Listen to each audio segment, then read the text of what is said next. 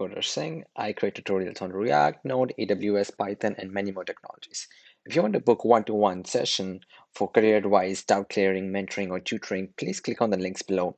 I offer free as well as paid sessions. Do not forget to like and subscribe my channel if you like this video. I will add the link of this video as a blog in case you like to read. So today's video is about Terraform Why Intro and how to install it. So in this tutorial, we will be talking about why we need Terraform and how to install it. Just imagine you and one of your other friend is working in a startup as DevOps engineers. You use AWS Management Console or GCP Console to manage your infrastructure.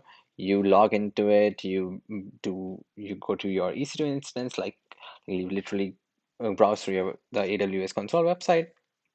But now your company received a funding, and now your CTO is thinking to add 5 more people in your DevOps team. There are multiple questions you can ask here. Who is going to teach them how we operate? Is there a way of doing things similarly, like you create a EC2 instance, you create a security group, how you divide the CIDRs, and all those things. How can you control consistency among ourselves when we are like 7 people and when we are doing the same task? Let's suppose creating a new EC2 instance in a different VPC. What all things we should keep into consideration, how we can monitor them? How can we roll back things in the absence of other people? How do we know which resource is being used to by which engineer? So the solution to all these questions is Terraform. Terraform is a software which enables us to build cloud infrastructure using code.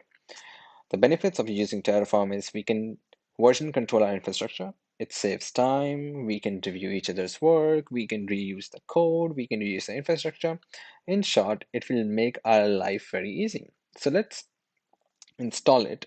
So to install it, you need to go to this link, terraform.io, downloads.html.